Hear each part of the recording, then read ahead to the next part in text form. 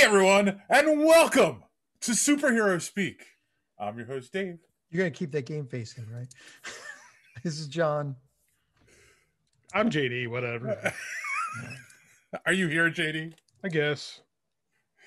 JD, the best composed of us on YouTube. Because I went to school for this stuff. I know. Oh. Shot. See, I've got the shiny face and the light that's right here. It drives me nuts when you guys don't compose your shots, but it's not my place. I don't know how. This is the best I could do. Teach us, oh master. Rule of thirds. You take your screen and you divide it into thirds, and you keep eyes in the center left or center right. And in this case, because we're all straight on, you want to go center. If we were like doing profile stuff and like I was like this, you'd want to keep my eyes like so, right?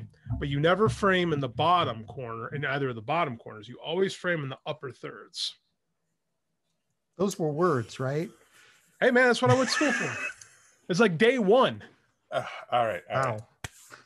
There's more to it than I thought. Rule of thirds. Way more to it than I thought. So then JD, besides being pissed off at our I'm not pissed off. setup, how are you doing? Oh, I'm fine. Actually, I'm a little over my living situation. Family comes back in 2 weeks. Yay. Getting my second shot Wednesday. So when the show comes out, I'll be getting my second shot. So yeah, family's starting to get home. Missed the kid's birthday. Not thrilled about that. So it's and I spent all day editing my book, and I tweeted like, a rough draft is like the most raw creative thing you can do, and it feels so like great when you're done with it. And the second draft, you go back and like, God, I freaking suck, and you just got to keep fixing everything, and it's just the least creative thing possible. The one thing I know from every video I've watched and every book I've read about writing is you are your own worst editor. Mm-hmm. Well, that's both literal and figurative for me. I'm a terrible editor, but I'll just go through like, this doesn't make sense. This is worded wrong. I don't know what I'm trying to say here. I can do this better, so I need to get this whole thing finished. I need to get this draft finished by the end of the week. So I'm pushing. So, speaking of your son's birthday, and I'm sure we've noticed this before, your son and my daughter have the same birthday. Oh, really? February 20th? Yep. Oh, cool. Yes. I've been doing this show for 4 years. I never realized that. Yes. I don't think it's ever come up before. Well, happy birthday to your daughter. Yeah, she's 27. Yeah, so. And your son is 43. No, yeah, he's 4. No, he's 5. He just 5. That's right, 5. This was his 5th birthday. Did he do some shots? No, they don't give the vaccine to little kids yet. Oh. That's not the vaccine he was talking about. Yes, I know. He's also 5, so. Well, speaking of doing shots, how are you, American John? Stuff, right? Yeah. Even in Europe, they don't give shots to 5-year-olds, man. Because it's too strong over there. I'm doing okay. I lost my voice partially like the end of last week. How did you do that? I'm that forgetful. I just woke up one morning and forgot where I'd put it. Along with my dentures. I don't know. That's a great start to a kid's book. Like, I woke up one morning and I couldn't find my voice. Oh shit! I might write this down. Oh my God! Hey! I get residuals. Copyright Superhero Speak. No, copyright me. I'm the one who came up with it. All right, no. We can all share in it. Give me a penny from every book, and I'm happy. I think it's hilarious. You guys think that there's actual money in these things, but continue. So no, I just a head cold that decided to take residence into my throat, and that's it. Be careful. Yeah, I know, right? And it's like I'm sitting here going, all right, like I haven't been anywhere in 3 weeks. Everything's been delivered to my house. Where are the cats going, and why are they bringing stuff to me? It's like I don't have kids. I don't have anything. There is cases of animals catching and spreading the COVIDs. Yeah, I've heard. Yeah. Wonderful. It's a magical world we live in. Yes. Oh, wonderful. So that's it. Like nothing else really interesting. I spent all day editing code. So yeah. Fun for me. Secret code? No, unfortunately not. Oh, okay. Yeah. Speaking about you, of, Dave? oh wow, somebody's interested. I actually had a pretty good week. I think. I got my I had my year-end review at work. This your Right. first year in review? Have you been with this company for 2 I've years been now or just one? I've been there for so I've been there for a year and a half, but like the Okay. first 4 months I was a contractor, and then they brought me on full time. So this is my first official I couldn't review. remember when your old work blew up. That was 2019 June. And the day I was fired was my brother's birthday, so I will always remember that. Yeah. So um, so everyone who's worked for a mid to large company knows that all these companies have a recognition program, like an And they're all rigged. an attaboy or whatever. Well, my company has something called a Bravo, which I didn't know existed. Alpha Tango Bravo. But I was going to say Johnny Bravo. But apparently, part of the review process is they mentioned that in the review process, and apparently I got 7 of them last year. Oh. So people must like me. Or you're the only person there that does any work. Well, I think it's a little column A, a little column B. Mhm. Hopefully, none of my coworkers watch this. I love you, Jared. Anyway, and It's like a Bravo every month and 3 days. Congrats. And then I lost 2 more pounds this week, so I'm now down to the next decade of my weight. Good job. I'm 18 pounds away from where my doctor wants me to be. So good for you. Yes, I'm much further from where I want to be, but keep working. Mm-hmm. So yeah, I can't complain. I mean, unfortunately, I didn't get to see my daughter. Her birthday just came by, didn't it? Oh my God, JD! What? Yeah. We were just mentioning how I know. We just mentioned how his son and my daughter have the same birthday. It just dawned on me that I saw it in one of my. It's on my calendar or something. It just So it's dawned on me just because like I saw them last week and Facebook. That's it. I tried to quarantine before I go see them because of my granddaughter and all that, and I was just like, I had stuff to do this week, and I'm like, I'll take you out next year. Did she have a Godzilla cake? Andy had a Godzilla cake. Oh, the Godzilla cake was awesome. No, she had she got you're the best cupcakes. It's my wife on that one. I had nothing to do with it this year. She got cupcakes for her birthday. She didn't want a whole cake because it goes to waste. Oh, I get it. I FaceTimed in to sing happy birthday, and I had a gluten-free cupcake so I could have cake with my family. See, it was okay. It was okay. Yeah, and she gets the vegan cupcakes. So I'm not there yet. I'm not eating vegan. Don't go. My wife is not thrilled because her and my in-laws won't. Like, she'll never listen to the show, so I can say this. Her in-laws don't let her cook, and my wife's an excellent cook, and they don't cook very well. So she called me. She's like, "We had canned Chinese food tonight, and I'm in the bathroom." I'm like, "We're going vegan when you get home, aren't you? It's going to be nothing but vegetables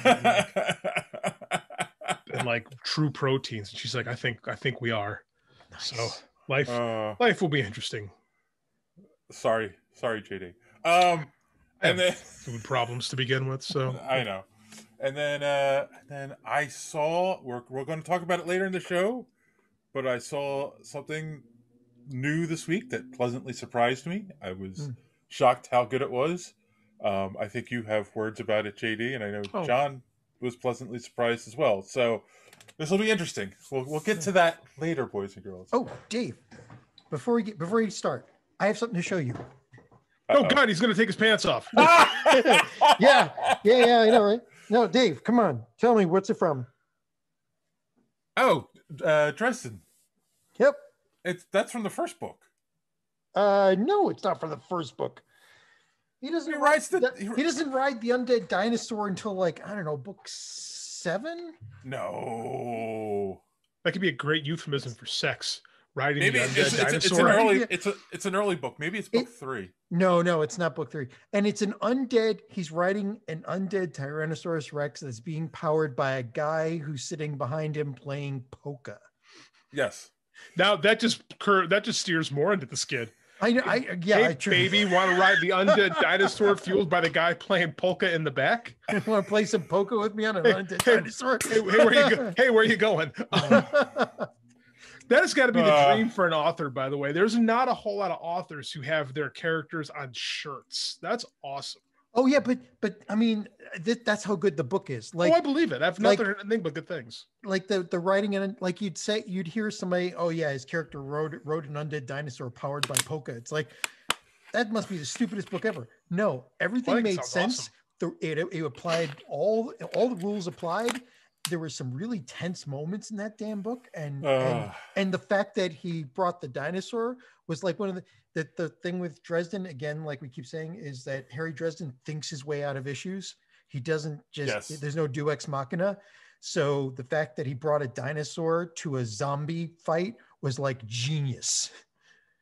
Because when he came up with it, you know, you're reading the book and it's like, oh God, and you skip 3 pages because you got to see the undead dinosaur. Speaking of which, I got a review today for Book of Jericho, because we're talking about that, and I was like blown away. I put it on my Twitter. I'm like, wow, did I write this book? Like, it came out like so much better than I would have described it. Sweet. I usually don't retweet like reviews because I think it's kind of petty. But I read this and I'm like, I'm gonna be petty this morning. Like, this was really good, so I was proud of that. So nice. Make this about me again. Congratulations. Thank you. All I know is now I want a T-shirt. All I know is I miss having a polka partner. Anyway, let's oh God. There goes. Let's talk about. You guys are from Pennsylvania. I'm from the Midwest, and I get it. Jokes land. Wisconsin, man. Wisconsin's big in polka. Not as much Illinois, but Wisconsin. Hey, come on! I'm a Polish boy. I like the polka. You know, there's more. There at one point there were more Poles in Chicago than in Warsaw. Yep. Yeah. I knew so many Polish people growing up. So many. My first ex was Polish. Welcome to Polish. John, you're not supposed to tell people about us. Hey man, I support you guys. That's cool. All I remember is the absolute best homemade pierogi ever. I believe that. The old town I used to live in, they used to have this Polish restaurant that would make these badass cabbage rolls. They'd be like yay big. Yeah. And it had like all kinds of meat and stuff ground up in it. And it looked like they would pour like tomato soup on it. So if you looked at it, you're like, ew, that looks terrible. But you take one bite of it and it was like, holy Jesus, this is incredible. Yep. I miss it so much. Welcome to Polish Hour. I'm JD. Oh my God, I can't believe how far we've gone off the rails already. From one joke. Welcome to podcasting. Yeah. This is what we do. Steer us back. Steer. You know who's not Polish? Wanda Maximoff. She's Romani. She's Romani. Yeah. Yes. And actually, she's Sokovian on this show. We don't even quite know what that means, but I think she's still Romani. I don't know. And apparently, Sokovia has its own language and all that. So they create her and Aaron Taylor Johnson created the dialect. I thought that was really interesting. That they like took different parts of Slavic languages to create their own dialects. So we just hear like, you know, generic Eastern European. Like they actually worked on a tone and a dialect and like inflections, and I thought that was really cool. So she could keep losing it and gaining it back over and over again. Well, that's real, but they explain it. Yeah, they do. We'll rave about Elizabeth Olsen later because she's doing. Give her all the awards, Golden Globes, Emmys, shit. Throw an Oscar at her because like this thing could have been on a movie. Well, if you put it all together, I'm sure it is. I mean, in fact, that's what I'm trying to get to. I think they kind of explained the whole accent thing this week in the episode, like a little bit. You know, they showed her slowly losing it, so that was good. So what do we show her slowly losing it? You are correct. So okay. So this week we kind of got a little backstory, which basically sets us up for the final episode. There's nothing really happens in this episode. Yet it does. I was about to say, yet it does. But we get Agatha Harkness's full backstory. Not full, but just, a little bit of, and it's a little bit different from normal Marvel canon, right? Yeah. Like she in the original, I'm learning a lot now. Like, and you guys can tell me if I'm wrong. Like originally, she's been around since before Atlantis, right? Mm-hmm. Mm-hmm. So, and like, what's the guy's name? Chthon or something? That's like Chthon is Marvel's attempt at like incorporating Lovecraftian lore into their universe without just taking in wholesale, which you could. Lovecraft is public domain, but yeah, that's Chthon is one of their elder god types. Right. So, and he's in the Darkhold, right? Like he's I believe like he is the Darkhold. Yeah. Specifically, there's we still don't quite know where they're filling in. This was a good episode because it's really hard to do info dump without making come off as boring, and the way they incorporated into plot and character moments was really well done. This could have been a really ugly episode, but I really think they did well. Well, there was some ugly crying during this episode. There was some ugly crying. I mean, my God. I mean, this is, again, John, I don't want to hear about your crying. No, stop. DC versus Marvel. DC is like at the end of like Justice League, you could care less about anybody. At this one, you're like, I mean, my God, who doesn't feel for her at this point? Think about this. Wanda showed up in Age of Ultron 6 years ago at this point, right? So we've had a long time to kind of grow with these characters. They just threw Justice League at us. And like I said, they killed Superman at the end of his second movie. So, I mean, it's not like they gave us like time to settle with anybody. Like it takes time to earn these like character moments. And, we've earned we as an audience have earned these character moments. And I'm glad they held off on them until episode 8. Because we know so much more about Wanda through, because she's really just played just a minor supporting role in most of these movies. But now it's like, man, we like care about her. We're watching this struggle. Like it's very different for a superhero show, man. And it's quickly becoming one of my favorite Marvel endeavors. Oh yeah, no, by far. This is one of the best shows I've ever seen. I mean, I love it. And again, like Dave would say, I know he's trying to break us and steer us into one of his things, but we're talking about the show. This is what we do. But Dave, you would say this. It's like, what was I going to say? Oh crap, I lost it. No, I'll find it. I'll find it again. Give me a second. All right. So now I forgot it. So the show was good. I'll remember. Yeah. So Dave would say. So Dave's desk has decided to turn on him. Yeah, no, much like Chthon in the Darkhold. Dave's desk has a life of its own. I just knocked over Elektra. She's kind of pissed now. Anyway, is it really Elektra, or is it a scroll? Sorry, deep Marvel cut. Deep Marvel. What do you think?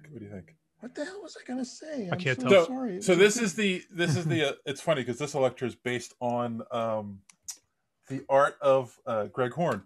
That's why I had to buy that one. And gotta make sure your buddy gets a residual check. I get it. Yes, exactly. So I get it. I support all my friends' Kickstarters. So I was kind of curious when we got the scenes of her going in and taking Vision's body, right?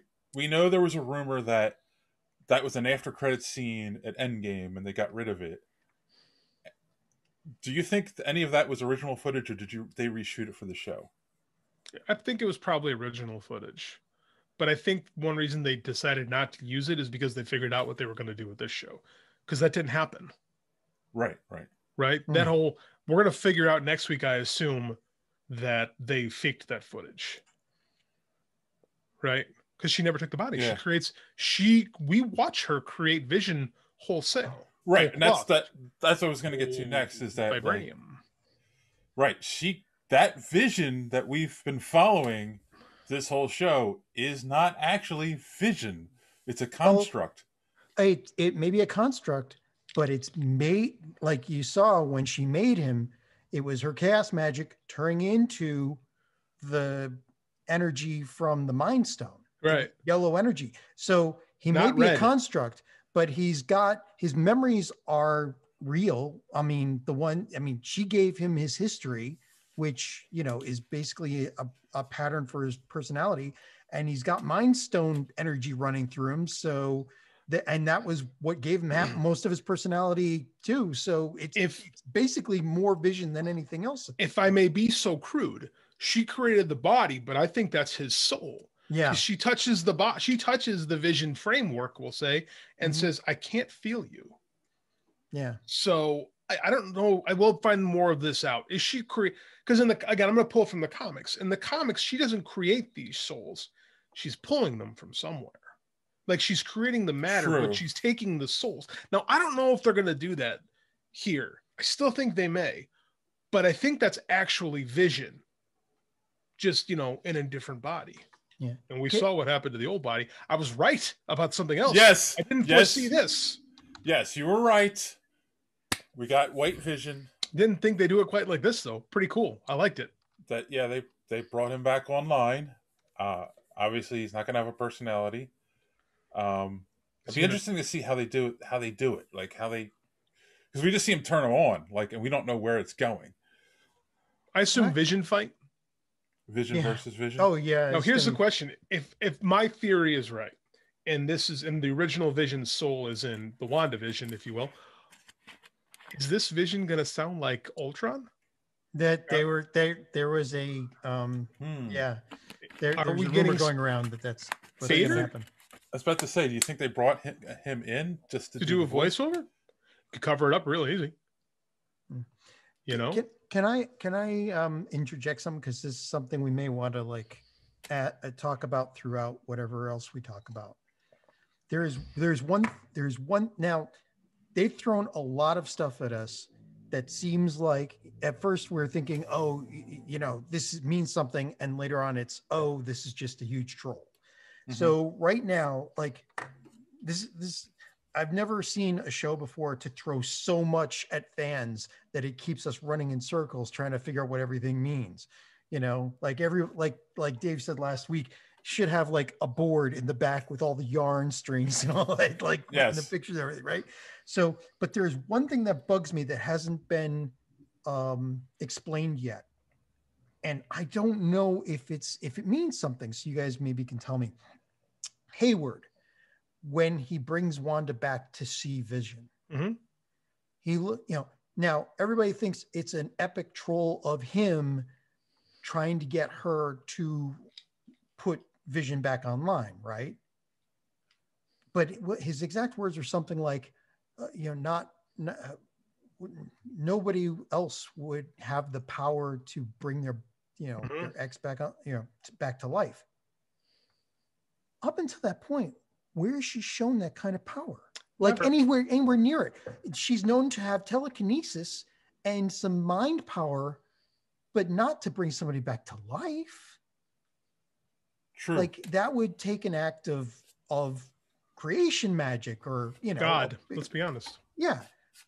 Or basically, So chaos magic. So like we know he's a bad guy, but is he somebody else?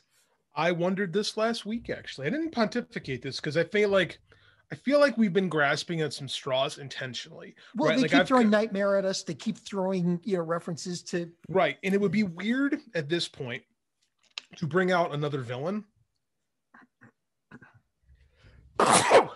Bless you. Excuse me. Look, this is nothing. I couldn't get my mute quick enough.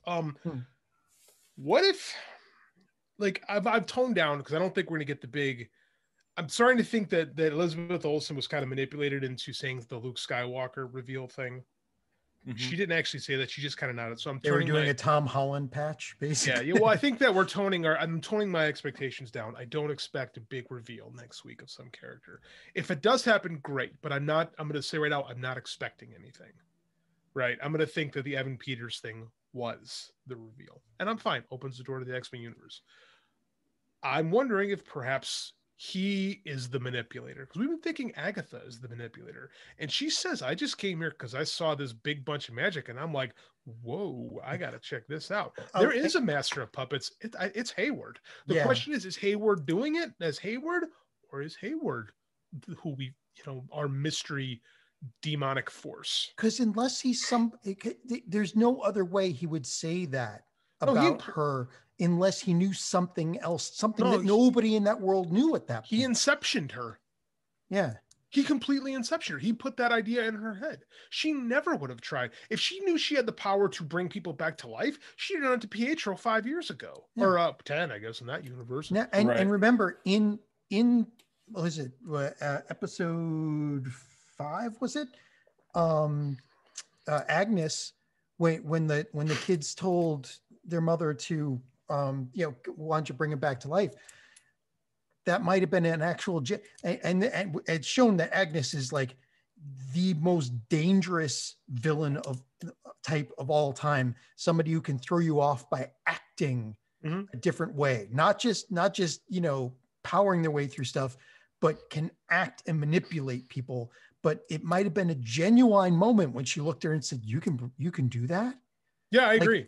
So if she didn't know and nobody else knew, Hayward clearly knows. Hayward says it. Hayward plants the idea in her head. And then, because she doesn't drive to that broke ass town in New Jersey, by the way, brilliant scene, where then she just gets so frustrated that she lets everything go. None of that happens. One, if Hayward doesn't let her in the building. Two, if he doesn't put the idea in her head, because he's manipulating her to get Vision back online. So we say, but again, he has no idea that she can do that. She has no idea that they can do that. So where does he get the idea? Where to get the I mean, I can't imagine that they would make that much of a blunder. No, it's not. They know what they're doing. Hayward is. They don't spend this much time on characters without plans for them. Right? Yeah, I'm actually more confused though, because me too.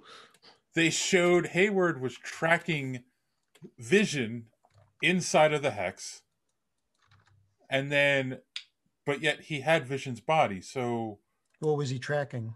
The soul. He's tracking Vision's soul. But why does he care about his soul? Because they can't get him online. They only get him online through using the hex power. They need to use hex. So they need her chaos magic, basically. Chaos magic. This whole thing was so they could get Vision back online, and we think it's just to create more weapons, which is fine. But like I said, he knows too much. Right. I think Hayward might be Mephisto or Nightmare, depending our dark over presence, whether that be Mephisto, Nightmare, Chthon, whatever. Like, I think that might be him. Like, in like the mark move, the magic trick, this thing, because it is the deception. There you go. The sleight of hand is making us think it's Agnes and it's Senior Scratchy and it's all this mystical stuff. Mm-hmm. When the devil's been hiding in plain sight since episode 3, 4, when we meet Monica. But I think that might be our solution, because like perhaps it's a force that it knows something, but it also needs Wanda for something, because clearly Wanda's been spurned into this. We thought it was Agatha because they literally gave us a song and said it was Agatha all along, and it wasn't.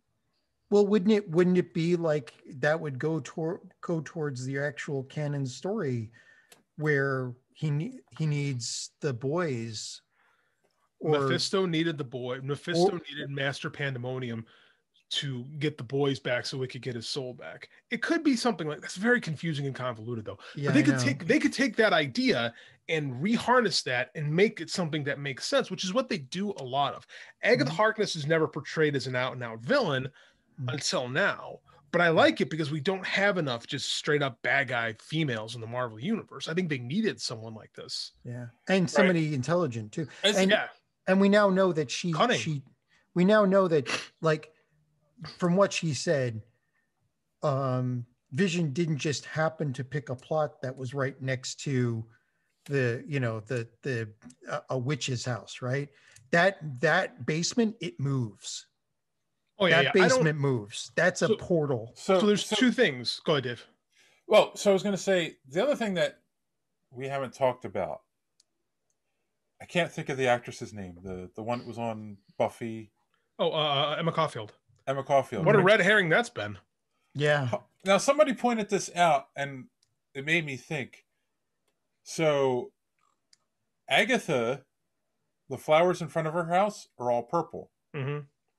The flowers in front of Yellow. Wanda's house are red, and in front of the other ones is yellow. So, is she another witch? I did hear some. I have avoided everyone else's podcast on the subject to keep my thoughts fresh until this week. I did check out some other people's stuff just because I was a tad confused and wanted to hear if I was missing something. And there is an obscure Marvel witch named Arcana Jones, who is part of the the Squadron Supreme. Excuse me, Squadron Supreme are for John. The Squadron Supreme are analogs to the Justice League. Right. So Nighthawk is Batman, Hyperion is Superman. Arcana Jones is basically Zatanna.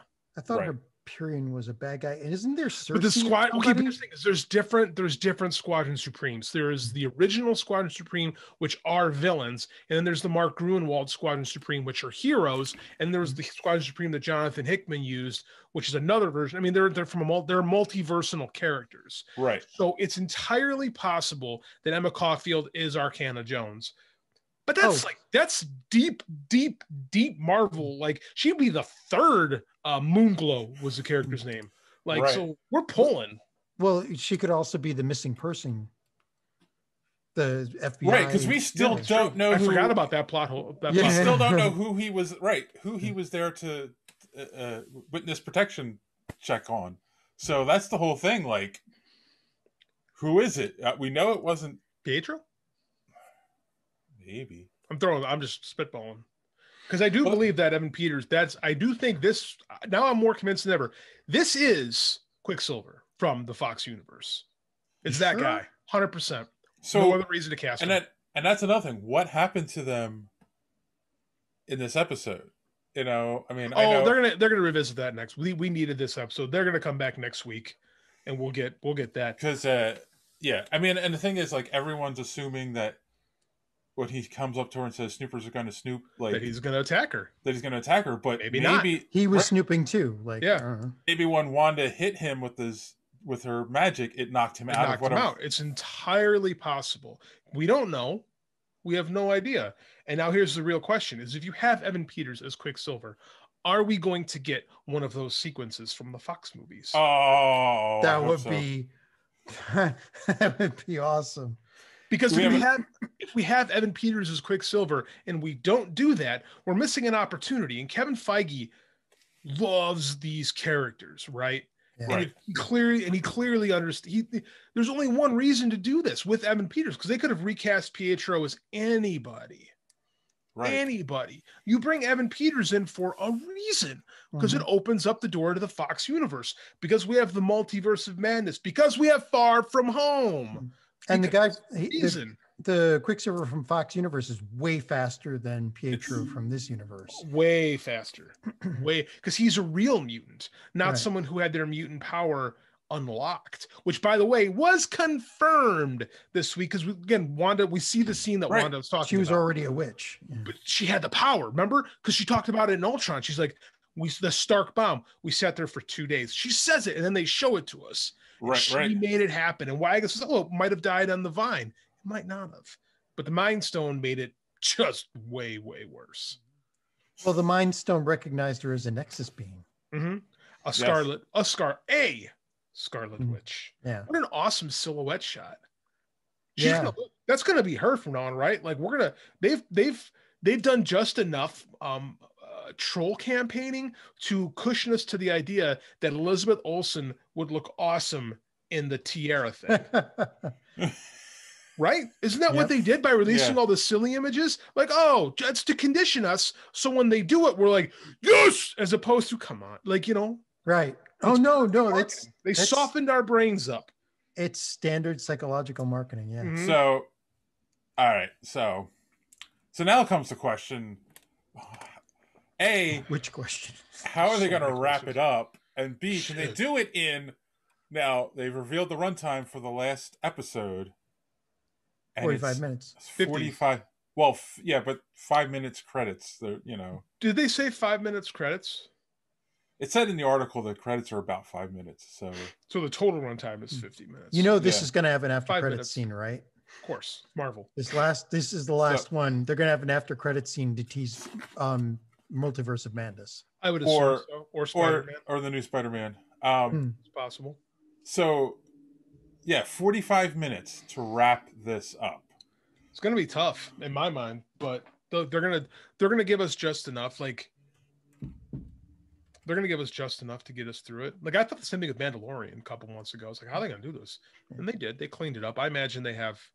But this is gonna. It's gonna be one big fight, basically. Yeah, it's gonna be a battle royale. You've got Photon. You've got Quicksilver. And you've Visions. got the Scarlet Witch. Yeah. And Agatha Harkness. Like we've got there's a lot of pieces on the table. And whatever the hell Howard's doing. Right. And that's the whole thing. That's the whole thing. It's like it's a huge battle. It's not just a quick fight between Agatha and Wanda. It's did you guys see I was right? Another thing about the hands. What? Remember I was showing the picture of the hands, right? Master Pan. Hands. Oh, and Agatha, when Agatha's she's holding them, right? She's holding them in the hands. My wife called. She's like, you were right. They just did it like this. Because she's like, Disney would never let that happen. And she was right. But they gave me just enough to go, you know what? Good job. Okay, Marvel guys. Speaking of that, so during the House of M thing, or no, it wasn't the House of M thing. It was when White Vision came up in Marvel. Oh, yeah, that's West Coast Avengers. West Coast Avengers. Okay, I'm remembering something about Mephisto's soul was shattered, and she had to try to bring him back, which brought in the Master Pandemonium thing, right? So there's talk that the reason why she wants that power is to bring somebody back. And that would be Mephisto. Possible.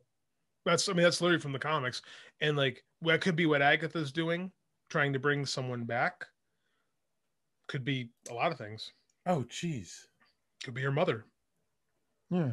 It could be trying to turn her son back. Could be. I assume the rabbit is her son. I mean, like, they had a nice little play.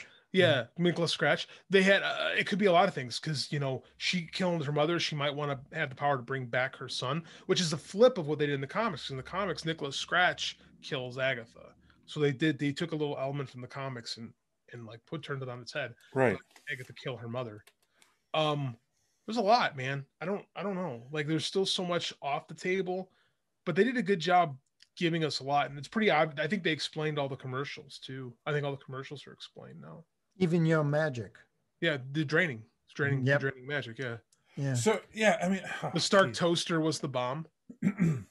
Yes. Yep. The Timex, the Strucker Timex was them, surviving and being tinkered with or tooled with, very Dr. Manhattan style. And Nexus, she's a Nexus being. That's the future. It's all her tragedies. Yeah. And again, I come back to. We've gone from Iron Man and Captain America and Hawkeye,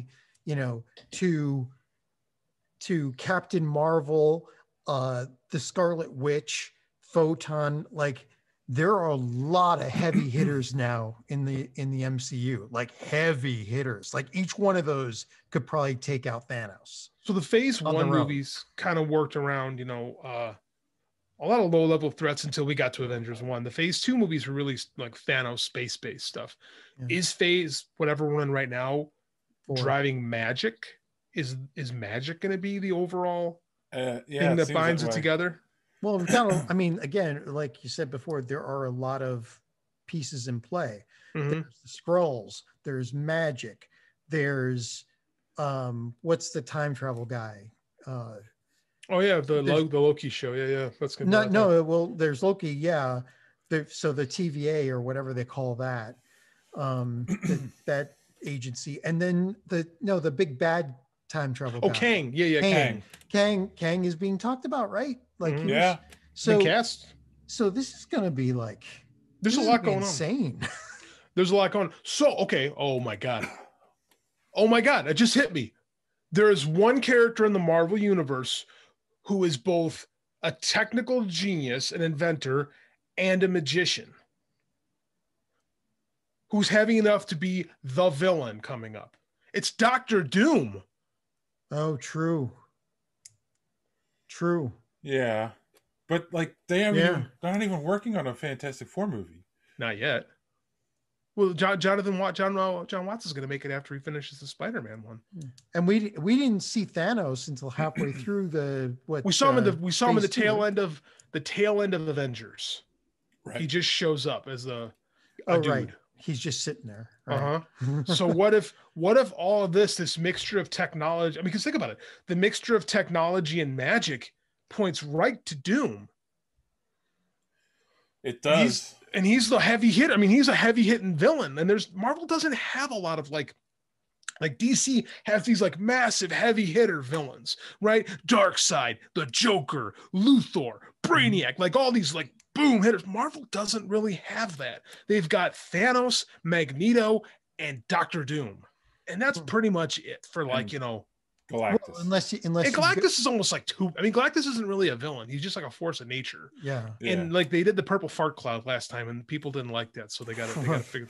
But you've got a few other heavy hitters, but they're all from the X-Men.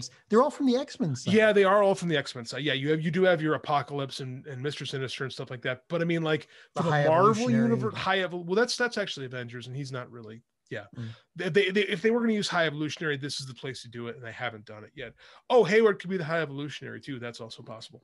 Now that just came up, just throwing shit out there. Just want to know what he is. No, There's I think no way you this- could know that. I think this could be leading to Doom because they've never given us a Doom that plays in the dark arts, right? No. Doom is, he dances with the devil in the pale moonlight. He killed the devil. Doom is way overpowered. Like, he can be. Well, depending on who's writing. When Jonathan Hickman was writing him, he rewrote time. He was like, wrote what Wanda did. Oh yeah. Like this, I you know what? I'm gonna stake my claim right now. I think this is building toward Doom. Okay. That would be interesting. Well, you're probably right. You called White Vision. You called a lot of things. So that would be the best Nerd villain comparatively. You're right, because like bringing in Kang, that's like time. Once you bring in time travel, Kang is cool. I like Kang, but he's not. I don't see him as being a villain to make everyone go whoa. Like when Thanos showed up, everybody went whoa. Yeah, but a lot of people know who Doctor Doom is. Doctor Doom's one of the most recognizable faces in Marvel Comics, and he's got that name, Victor Von Doom. Like it works. You don't see his face. He wears that mask all the time. That's Visage. Yeah, but he's got to be better than the last two. Can't be worse. It's true. There's no way it can be worse. But I could see that. I could see Feige seeing that as a challenge too, though, because Doom has been screwed up so much. Yeah. I know Feige's got the balls to say, "I do this. I'll do Doom." That's a funny thing. It's like in order of Doom, it's like from worst to best. It's like the Fan Four Stick Doom, then That's the worst. That's worse than the Corman Doom. No, the Corman is the best of the three. That's what I'm saying. The Corman Doom is great. Yeah. Just like that's just how. Like they didn't even bother ADRing the Corman Doom because they didn't give a shit. Like. Well, yeah, but he was still to character though, right? Unlike the other two. No, I agree 100%. That's the most. I think Feige could do justice to Doom. I really think that's where this is going. True, because Doom is like the thing about him is his backstory, how he cares about his people, what he's doing he's one of those villains that's not. He's only a villain.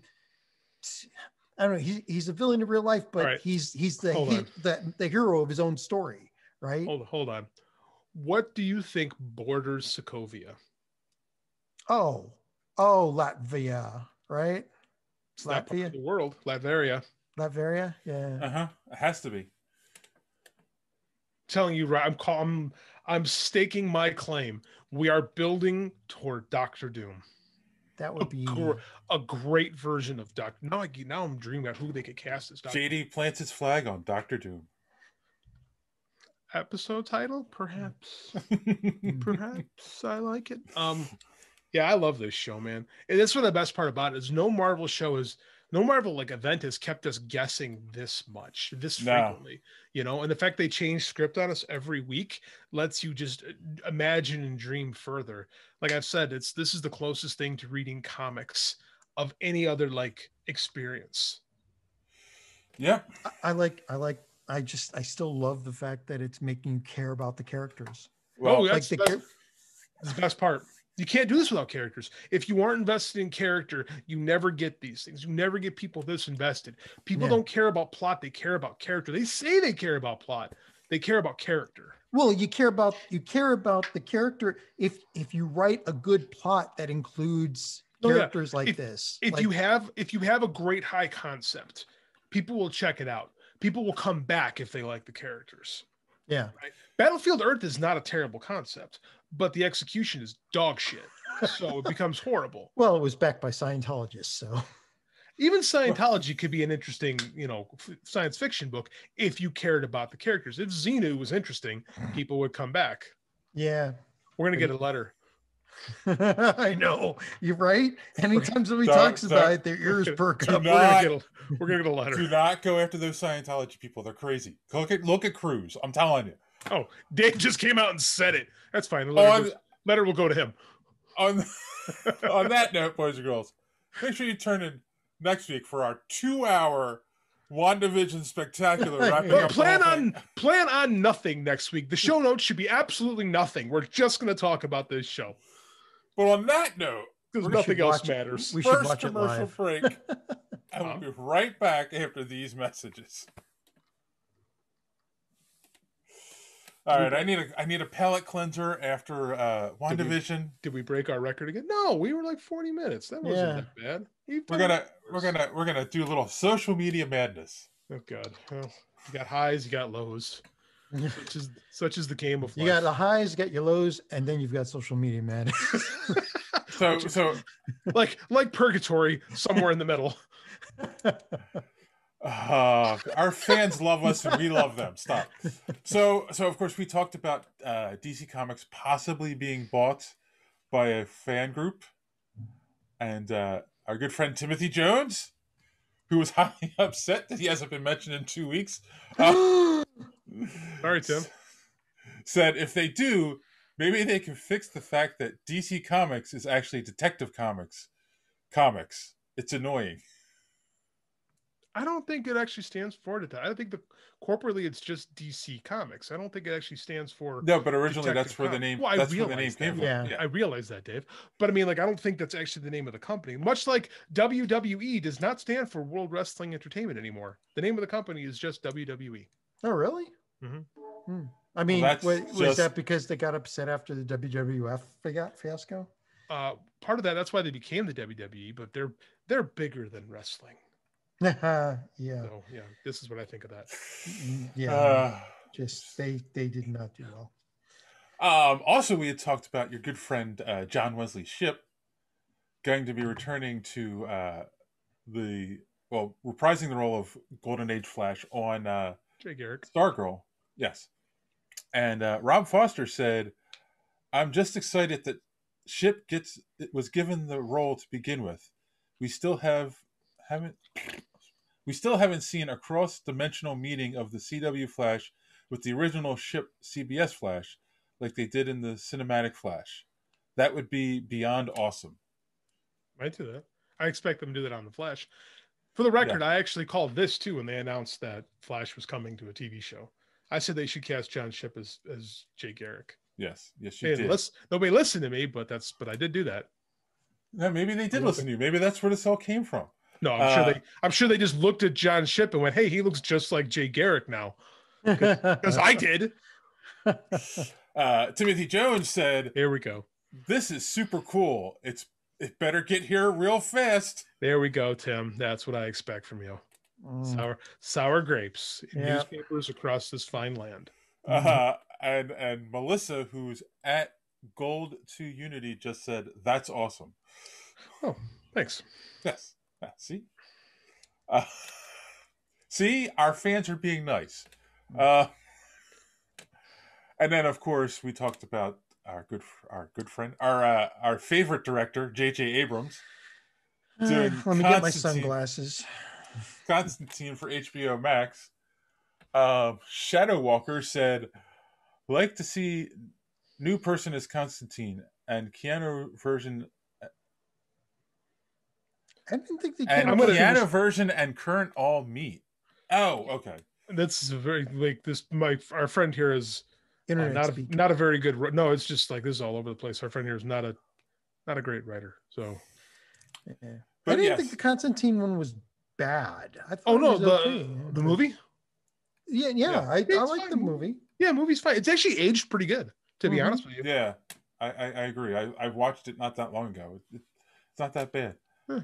And then of course Rob Foster said, "Will he take it farther and than just giving Dr. Fate's helmet a cameo?" Isn't Fate coming into something else? Didn't we talk about that or hear something about He that? did just. Oh, is he going to be in the not the Black Adam movie? Yes, that's where we talked about it. Yes, Naboo specifically. Yes. Yes. And then of course, Random Randy Savage said, "Oh man, JJ is the directorial equivalent of Panda Express. Yeah, it's food, but is it worth the Hershey water afterwards?" It's better than JJ Abrams, or it was better than Zack Snyder. Yes. Timothy Jones again. Wow, 3. He really wanted on the show this week. No kidding. He literally messaged me on Facebook and was like, "I'm gonna make up for it this week." Yeah, wow, that's really. I respect driving a gimmick home like this.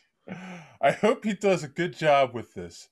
It would be an interesting reboot on a cool character. Note, this GIF is like the dark version of the "Be Our Guest" from Beauty and the Beast. That's exactly what that is. Yeah, exactly. Yeah, nice call, Tim. And Don agreed. Hot take.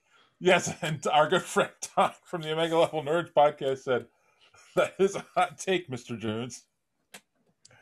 And finally, Elisa, who's at Forever and For a Day, said, "How to miss the point of doing an adaptation?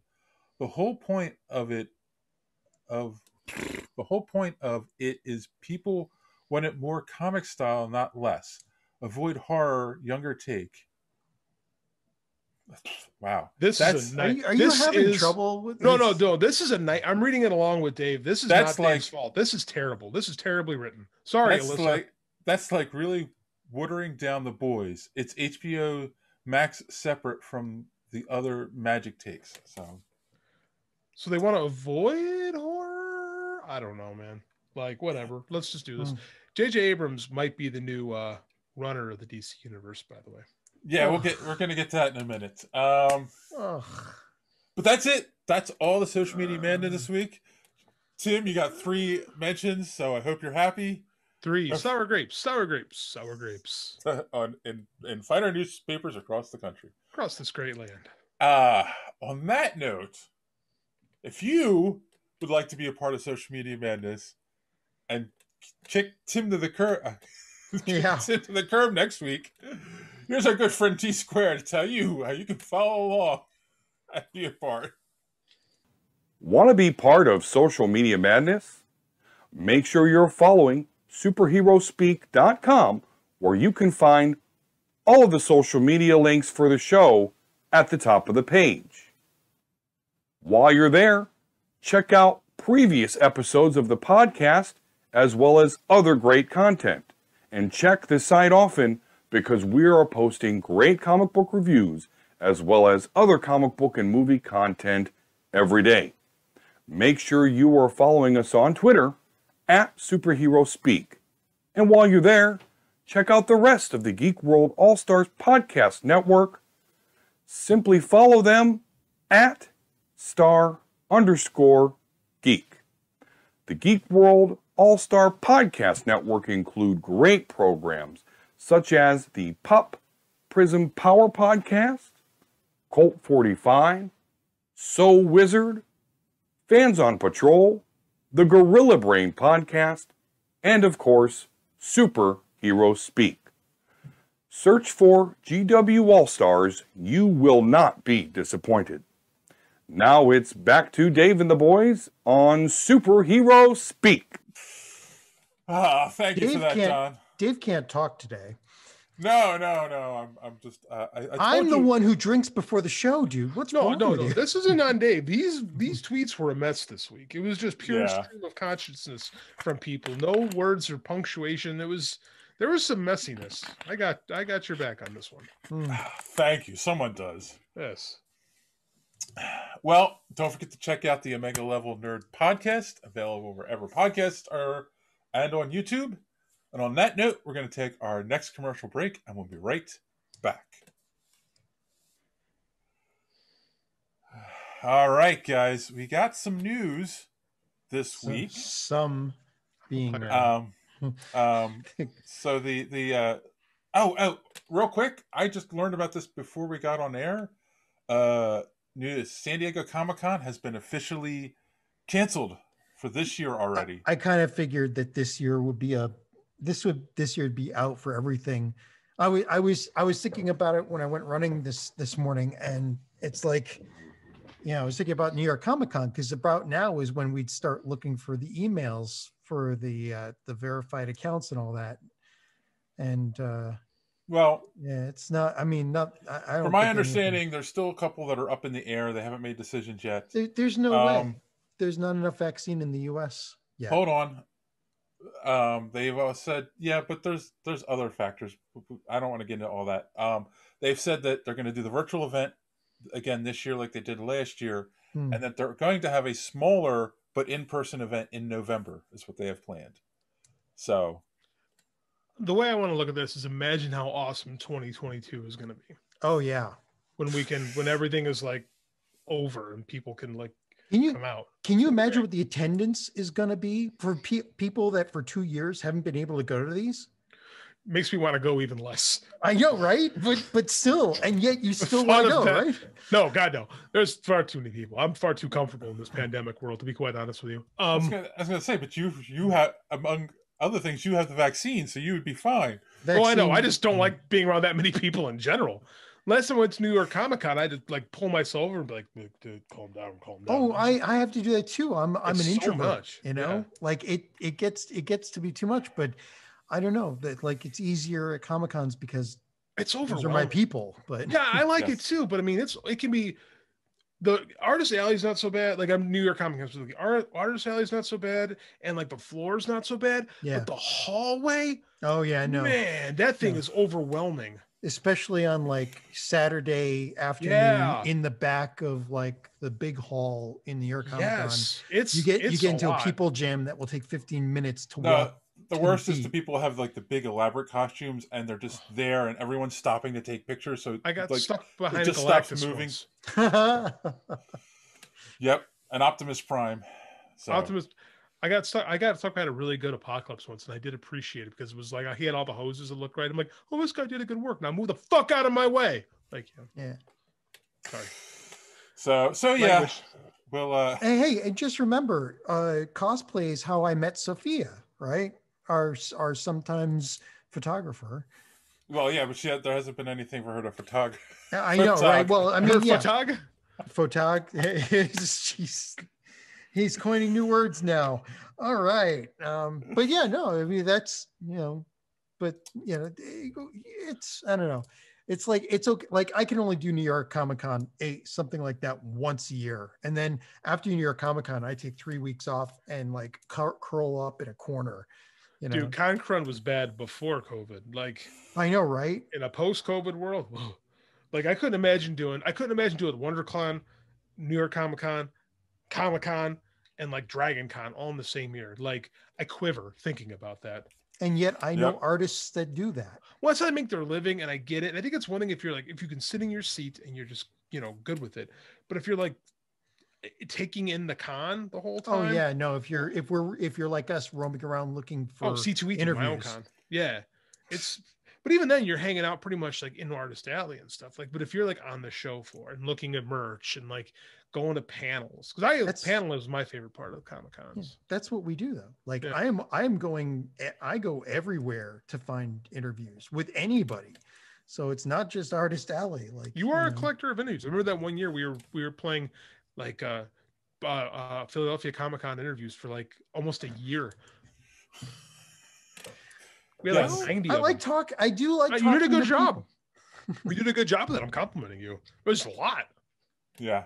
I don't want to talk to that many people. I still feel like I could do better interviews, but you get what you can, and it's hard to prepare from. Anyway, go ahead, Dave. So yes. Anyway.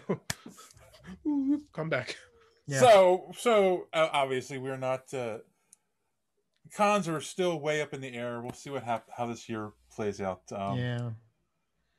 But hopefully it won't be too much longer. Light at the end of the tunnel, man. Light at the end of the tunnel. Yes. Speaking of end of things, we obviously talked a lot about WandaVision lately. Has been confirmed there are no plans for a season 2. How refreshing. How could there be though? Right. We don't know how it ends next week. Like, if they wanted to make a season 2, they could. I'm glad they're not, because I would rather these shows just feel like contained long stories. Yeah, I agree. Right.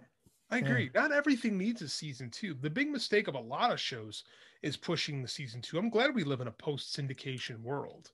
Well, the nice thing is Feige did say, if I'm correct, that never say never. Yeah. But, right. But it's refreshing to hear somebody say that, knowing that they mean if it comes up and we have a good story to tell, not like, oh, this one made money, now we want to make another one, regardless of story. The thing is, WandaVision was a gimmick with the television shows. Yeah. So they couldn't do that again. They could do another show with Wanda, but it wouldn't be WandaVision. It'd be something completely different. And we're pretty sure Vision's not going to be around after this. We don't know that. There's nothing confirmed. I'm holding out hope. I think I don't know. We might end up with White Vision for a little bit. That's possible. I could see that. What was I going to say? Like I said, I'm really happy we're not getting another season of this. Like, if Jack Schaefer has like a pitch, he's like, hey, Kevin, I just had this idea last night. Right. Then they go, oh, yes, we'll do that. That's fine. But I don't want them to be like, oh, got to crank out another one. Like the movies don't, these whole things aren't feeling cookie cutter. Like, and I think the movies hit a spot where they were feeling a little cookie cutter for a while. Yeah. And we've moved past that, which is great. Like, now we're in a new creative frontier with all this stuff. So yeah, let's just do what comes to mind. Unlike some other comic book companies, Suicide Squad. It's like, Not only that, it's going to be the James same Gunn. thing. It's the same name. We're just putting the on the front of it. James Gunn changes everything. It's going to be good this time. I know. Okay, Suicide Squad is an awesome concept that is oftentimes butchered by people who really don't get it. James Gunn has proven through Guardians of the Galaxy that he understands this type of storytelling. I have nothing but faith that this is going to be great. It has John freaking Cena in it. It can't be bad. I should have said Snyder Cut, but okay. Yes, that's trash. Yeah. How much longer do we have? What's our reprieve on this? How much longer till the Snyder Cut? 4 hours of Snyder Cut. When does it come out? Like, I'm like dreading this. It couldn't come out when my family was gone, and I could suffer from this without them. You mean they shouldn't have to suffer with you? No, exactly. Like, I could do this and just drink. Dave, are you I'm not gonna do that okay? with my family. Are you okay, Dave? Premiere date is March 18th. Is that going to be our March 18th is when Snyder Cut comes out. It's actually the day before Falcon and Winter Soldier. Okay. They're trying. We have a conflict here. If they're trying to compare it to MCU, I mean, geez. They're competing. They should have released it the week between. Yeah, I know, right? If they cared about us. Done. Yeah, exactly. This show needs that break. Because we have nothing to talk about otherwise. So we know, though, this WandaVision, leads into Doctor Strange, but I believe it also leads into Spider-Man. Yeah, and we've got the official title of Spider-Man 3. Oh, that was great, wasn't it? And it is No Way Home. Did you see the whiteboard? That was hysterical. And then they called out Tom Holland for yes. Why wouldn't they tell me? His co-stars were like, "Yeah, no, you're really asking." Those three have such fantastic chemistry together. Like, I am so looking forward to this. And the expectation is that there will be more multiverse hopping. Oh, of course. And it's coming out before. We're going to get this at the end of the year. Well, we're getting the Doc Ock from the original Spider-Man trilogy. Is that confirmed? That's what I'm hearing. And Electro.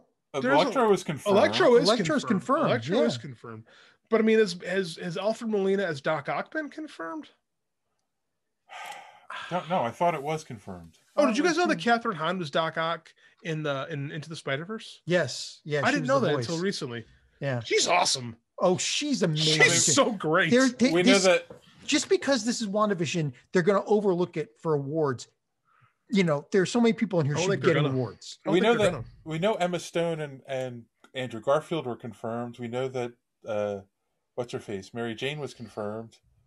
So it's like, yeah, I don't know. It's gonna be interesting. Mary Jane was confirmed. That's Kirsten Dunst. Kirsten Dunst, thank you. Oh, Kirsten Dunst is confirmed. Okay. I don't know. I'm almost want to stay away from everything, and I don't know how this is going to happen, but I'm glad that it is, and I'm very excited. God, I love Tom Holland as Peter Parker. Like, I'm so happy. I'm so happy that Sony was able to say, you know what, we can't do this. You just want to adopt him. He's so cute. I do. I do. He'd be a good little boy. He'd be a good son, unlike the one I have now. Oh, no, he doesn't. He don't. When he grows up and he watches this episode, he's gonna cry and cry and cry. Man, I tried to read him a story last night. He said, "Daddy, I don't want to do this," and hung up the phone on me. So I kind of feel like, like Far From Home there's a double meaning to that. This is my guess. Number one, because his identity has been exposed, he can't go home. Yes, so he's far from home, and he ends up hopping universes. Yeah, I think No Way Home. That's No Way Home. No Way Home. Yeah, sorry. Yeah. So yeah, No Way Home. Like he maybe they throw him out into the multiverse of madness, and he has to find a way home. It's great. There's no way home. I love this idea. I love everything about this. This is going to be so much fun. Hopefully, theaters are up and running when it comes out later this year. I was hoping it was going to be called Spider-Man Home Alone, but yeah. Well, that was also on the whiteboard, by the way. And I think that there was a note under that said copyright problems or something like that. Yeah, that's awesome. But can you have imagined how excited we could have been about this kind of stuff 10 years ago? I mean, like, it was unfathomable, really. Marvel is killing it. They are just killing it. Yeah, you wouldn't even think of them being able to pull this off before the MCU launched. Nope. I remember when Iron Man showed up at the end of Hulk, and you're like, sweet. Yeah. And now we're talking about Spider-Man multiversal hopping and meeting other versions of Spider-Man. Versions that came out after Iron Man, which is even crazier. Like, I love the world we live in. We've got half the roster of characters in Marvel Comics that people actually care about. Almost half of every character that people actually care about, and we haven't even dipped into the X-Men yet, the mutants, and my God, awesome. We care about almost every single one of them. And it pisses off a lot of the cinema snobs because they're giving people stuff that they enjoy watching. Oh no, yeah, yes. There is one cinema snob. So he's okay with it, but no, I mean a literal cinema snob, not a guy with a trademark. I love Martin Scorsese, but I mean he's an old man who's got to stop asking people to get off his lawn. Like, oh yeah, no, exactly. It's not only like, why can't you consider this good storytelling just because there's action and adventure in it? It is. Because it's become so prevalent, and it's become harder for like smaller movies to be made. But I mean, that's just the case of that's just economics. Like, right. We're not in it's like in the 50s when Hollywood's golden age went to shit, and they were just pumping out monster movies and cowboy movies. Like, because that's what was selling. Yeah. Right. But the thing is, they're comparing these to just big explosion fests, and if you want one of those, you'd go Michael Bay or JJ Abrams. Right. But this is storytelling and epic hero journeys, and good characterization. But it's not what they wanted, so that's the problem. Yeah. Right. Well, it's very selfish. The problem is, it is what they wanted. It's just not the way they want it. I mean, it's like it's everything you want in a show. It's not just. If you took the hero aspect of it away, the comic book aspect away, it's still epic journeys of heroes going through trials and tribulations. That's the problem, is like, because it comes from comic books, it immediately, Right. what are we like? What are we? We're a nerd culture show. What we love, even though it's one of the most popular things in the world right now, is still defined as being nerd culture stuff. Right. Not just popular culture. Like, Right. we've transcended, we really have, but people still, and it's mostly baby boomers, want to put those parameters on everything, like that somehow disqualify it and gatekeep it, and they don't matter anymore. And I love Martin Scorsese. Goodfellas is a phenomenal movie. Raging Bull is genius, too long, but genius. He doesn't matter anymore when it comes to this stuff. Like, No. you had your time, someone else's time now. Yeah, And yes, these will get passe at some point. Hollywood will get tired of them at some point, because that's just the nature of film. But for right now, goddamn, let us enjoy it. Right. Exactly. I mean, people had your heroes. I mean, you had the Duke in the old westerns, right? Silverado and a whole bunch of other westerns that were really good. It's like they were superheroes of their time. Exactly. The Zorro and what's his name? The masked guy. What's his with Silver? Lone Ranger. The Lone Ranger. Like all those guys. Green You're, Hornet. You're 100% right. The problem is like, star vehicles don't work anymore. And it used to be, if you wanted to get a movie made, if you had this great idea for a movie, all you had to do was attach Tom Hanks or something to it, and that's how it would get made. But those, like, realistically speaking, those movies were just studio machine stuff. You slap a star on it, and the overwhelming majority of those movies are forgettable. Mm-hmm. Yeah. They're totally forgettable, because they're based on selling a product. They're widgets. You could say the same thing about superhero movies, but except the ones with Tom Hanks. Tom Hanks is a national He's treasure, good. and everything he did was good. No, I agree. I'm just using it as an example. I'm sorry. Right. Every Tom Hanks, Meg Ryan movie is exactly the same. You are right about that. It is. It's true. Yes. Yeah. Which goes back to what you were saying. No, Joe versus the Volcano is much different. Oh, okay. Yeah, that's true. That's a different movie. That's a weird movie. But yeah, Sleepless in Seattle and You Got Mail and like every romantic, and I'm not going to poop on romance stuff, because that stuff is, in my world, it murders everything. That's the 300-pound gorilla. But like, these movies, man, they work. And I get it. It's taking attention from what you want. But now with streaming television, there's more opportunity for people to get their story out than any time before. Mm-hmm. But we've got romance in the MCU too. There's stuff that's been we kind of have one right now. Exactly.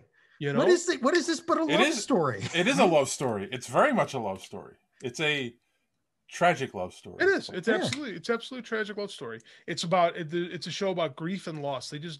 It's metaphorical done with superpowers. Like, that's what these Marvel movies are, is they sell you a real story. Guardians of the Galaxy is about being an orphan and finding family.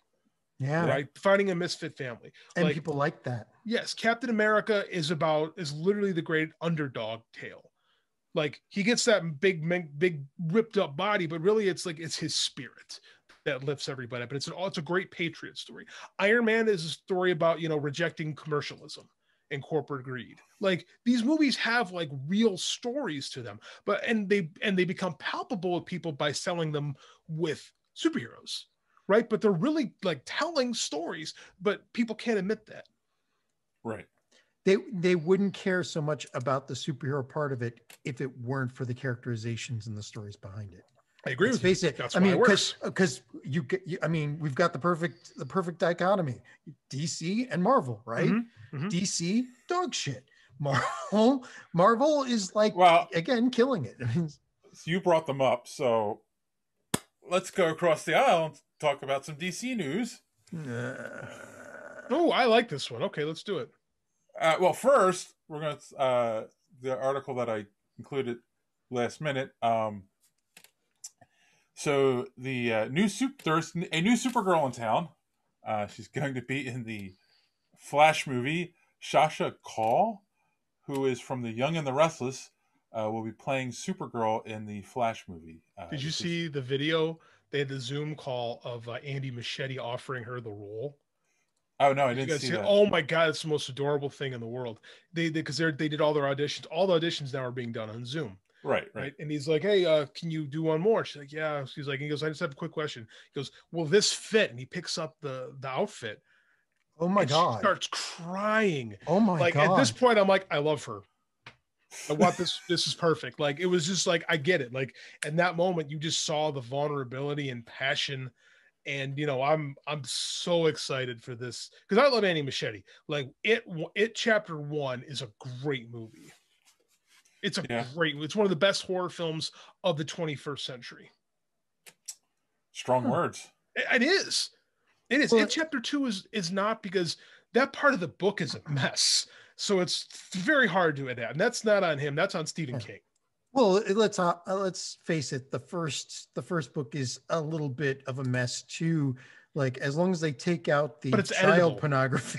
But it's saying it's editable. Like coked up Stephen King. Like the child his most famous works are when he's on all the drugs and his ideas are all over the place. Right. But his stuff lately, now that he's off everything, is so much more focused and so good. Yeah. Right. But I mean, like, that's the thing about, like, the early It book is easy to edit because you're like, oh, I'll just cut this and I'll cut this and we'll be fine. But like, the end of It is a mess.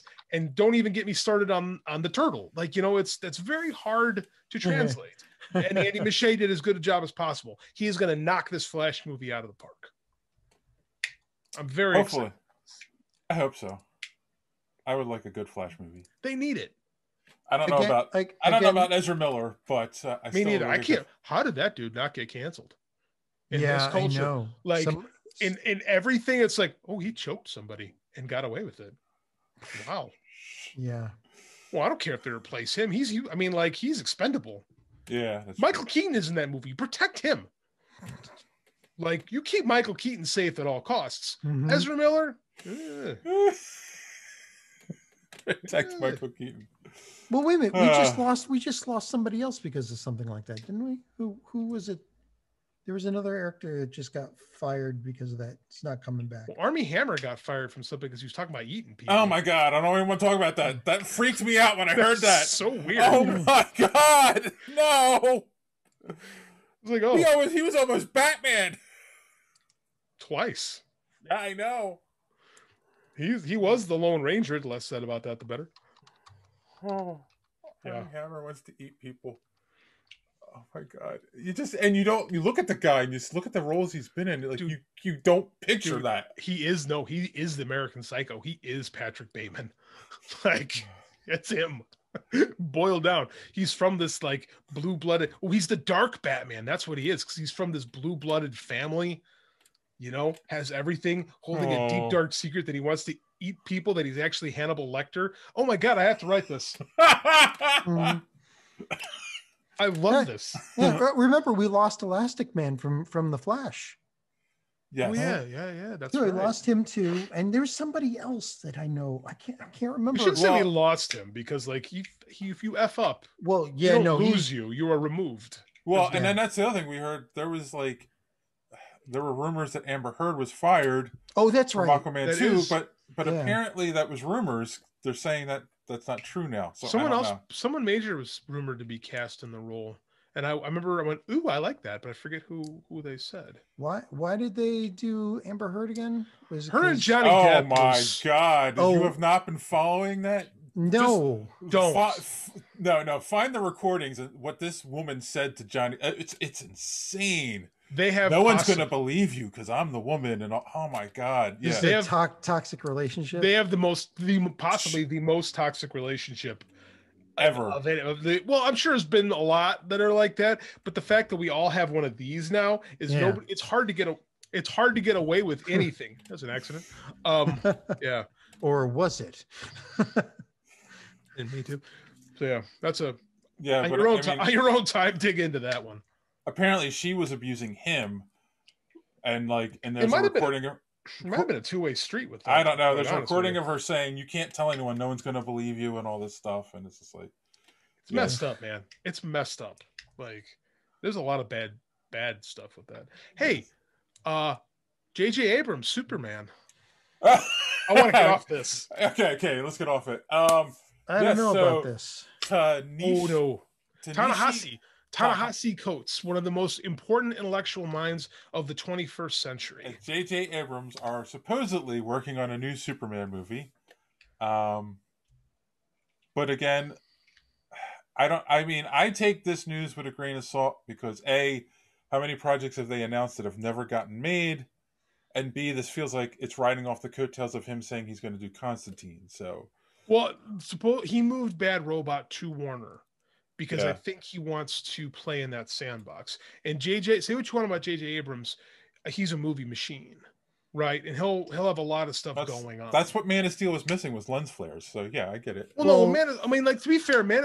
What JJ, say what you want about JJ Abrams, I do feel like his characters have more heart and understanding. Like, if you read the Flyby movie that he wrote 20 years ago, I didn't love it, but the problems with it weren't the problems with the Man of Steel, right? Yeah, but look what he did with the Star Trek. I mean, everybody hates his Star Trek. The movies made money, but all the real Trekkies, the Trek, but the movie, okay, look at this. The movie wasn't made for Trekkies. The movie was made to attract people who didn't like for Fast and Furious people. Yeah, basically. That's what they were trying to do. And it's just not Star Trek, but I don't think they're bad. And I get you not liking it, but there's a lot of people that do like those movies because they were reaching a different audience. And I think the mistake of the Star Wars movies was taking him out of the third one, because that's what created all the messed up narrative stuff. They should have just said JJ do all three, because then, like, if you like it or if you don't like it, at least would have been consistent.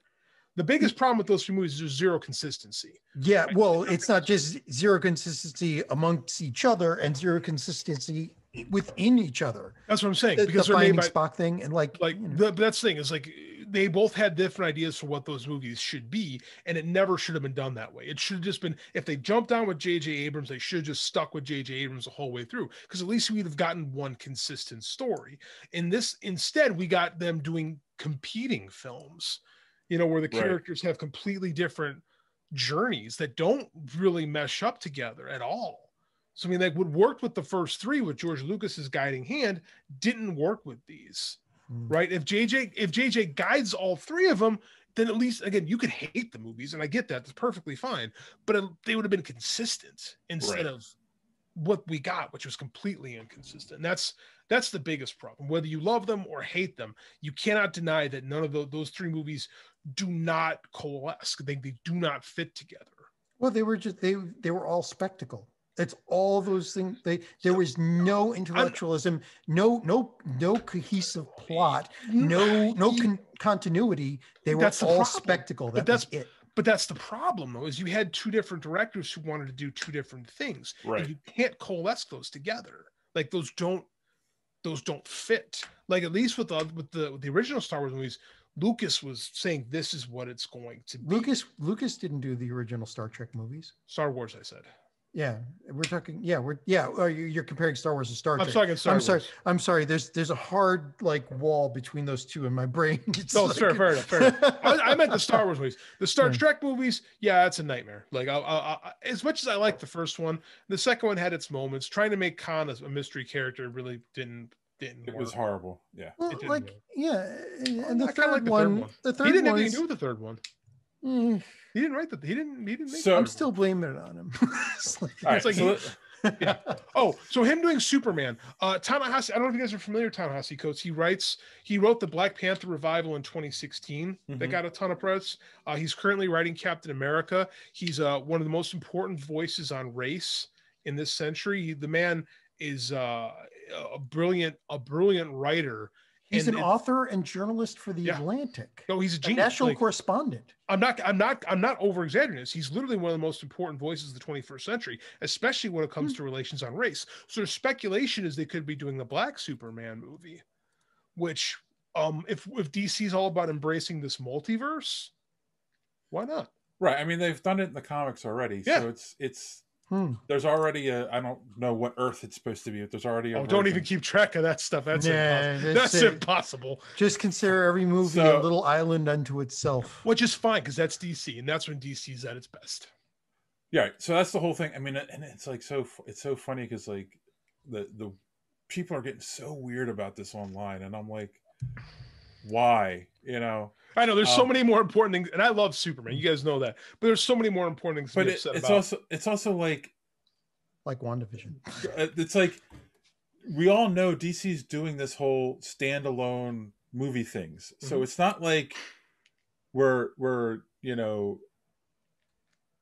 it's not like this is replacing Henry Cavill and then we're going to have Ben Affleck and him and this new Superman together in a movie. That's not going to happen. Right. Like, this is a whole different take, Yeah. whatever. My issue, in all honesty, I'm just tired. Like, how many times are we going to redo Batman and Superman? Exactly. What about the other characters? That's my thing. They announced also that we're getting a Blue Beetle movie.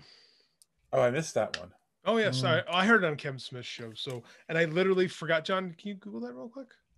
Yep, sir. Right. I don't want to type because my computer will shake if I type. I forget who's making it, but they're going forward with Jaime Reyes Blue Beetle. So great. And I think I heard they're doing something with Static too.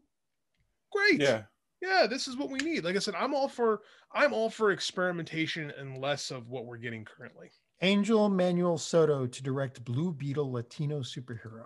Perfect. Yeah. Perfect. Great. And that's a great and best version of that character. Like, I don't know if you've ever had a chance to read the Jaime Reyes. It's like Latino Spider-Man with like a biomechanical suit. He's awesome. Right. Yep. And to your comment about, the DC being the best when it's, individual stories. Bruce Timm in 20 years of animation would beg to differ. That's his stories though. I know, but the thing is that it was one continuity with all these characters, but he had over like 7 different animated. And I don't disagree with you on that, but it was actually like 10 years, 15 years, but it was like he was in control of all of that. And like, that's like what Fiege has. What Bruce Timm had over the cartoons is what Fiege has over the movies. DC's not doing that right now unless JJ Abrams literally becomes that guy. Man, I don't know if Abrams, I don't know. He's the only guy that could, to be honest with you. They need that. They don't have that. It was going to be Jeff Johns. Well, it was going to be Jeff Johns, and that didn't happen. It didn't work out. No, it did not.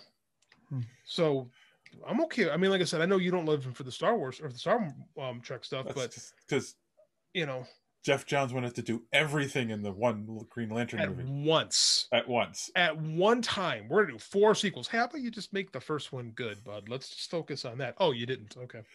Yeah. So, yeah. So these 2 stories, right? Supergirl and Flash, and JJ Abrams rebooting Superman. And I forgot to include this in the email, guys. Has led to, I don't know if they're rumors, I don't know if this is solid or not, that Henry Cavill is definitely out as Superman. And that has also spawned, apparently, Henry Cavill is in talks with Marvel now to possibly play Captain Britain. Jesus Criminy. Well, at least they'll be able to use him properly, because when you use Henry Cavill, you should use the best parts of him. You know what you should do? You should. Okay. Wait. Hold on. Do you want to use the best parts of Henry Cavill, John? Is that what you're thinking? Hold on. Okay. I earlier in this episode pontificated that Emma Caulfield might be Arcana Jones, a character from the Squadron Supreme. Mm-hmm. If you really want to get DC, do you know who you have Henry Cavill play? Hyperion. Hyperion. Oh, he would do great on that. That's what you do, is you do a Squadron Supreme with people who were in DC movies. Oh, God. Oh, that would be brilliant. I don't know if that's going to happen, but I'm just, No, I'm just cracking wise. Utterly brilliant. Do you bring in Affleck, or do you... Well, pick one. There's a million. What do you want to play? or do you use the other one? Oh, Pattinson or Christian Bale. Bale, that's it. Bale. Well, he's already the God Butcher. Oh, that's right. But he likes money. Like, I think that would be a great way to do it. Let's just do our own version of the Justice League. Which, who knows? If Emma Caulfield really is obscure ass Arcana Jones, anything is on the table at this point. Mm-hmm. Oh my God, I would love that. Oh, that would be insane. Let's start a rumor. What picture story do we got this covered? Oh, God. Oh yeah, that's. Well, the they plan. get picked up by.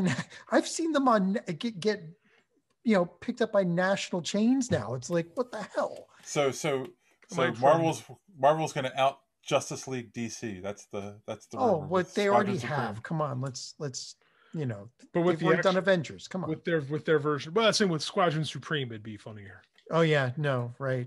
Because you could base it on Mark Gruenwald's like amazing Squadron Supreme graphic novel, which was if Watchmen wasn't Watchmen, that would have been the movie people talk. That would have been the story people talk about with superheroes growing up.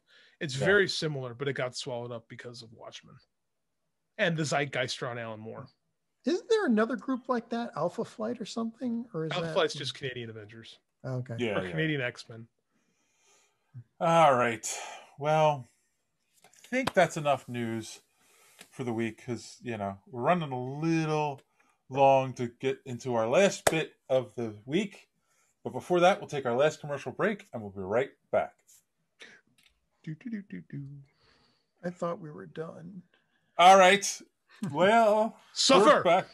We're back, boys and girls. We're going to make John suffer a little bit. We're going to talk about something fun. We're going to continue talking about Superman. I was pleasantly surprised with this. So, this week, last week, by the time you see this, we got the premiere. It was a 2-hour premiere of Lois and Superman on the CW.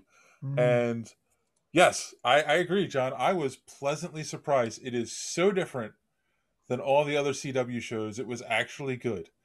So let's go around and see what all our first impressions. Of course, mine is pleasantly surprised. John's pleasantly surprised. JD?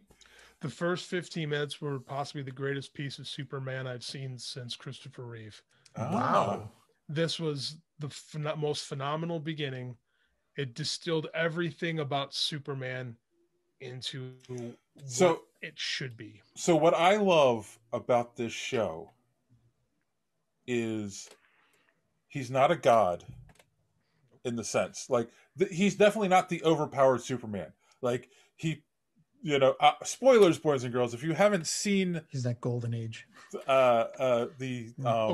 Silver Age. Silver Age, sorry. If you haven't seen Superman and Lois, we're going to be spoiling it right now.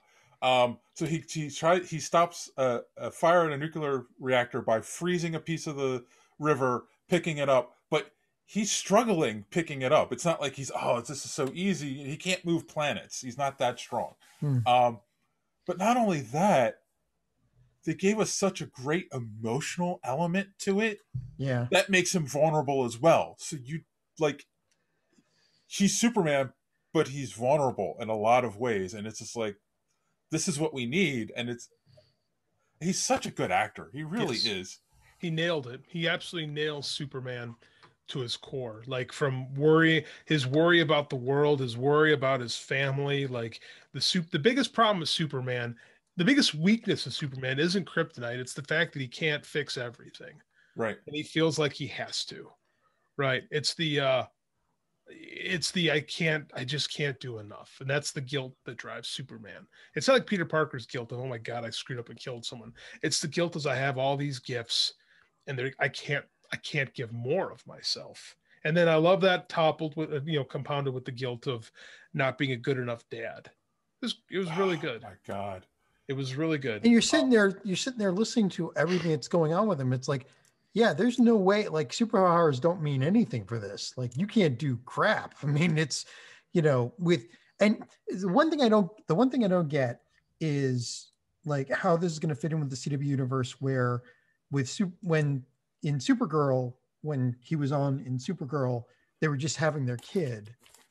And now they've got twins and they're older. So this must be forwarded in time, I guess.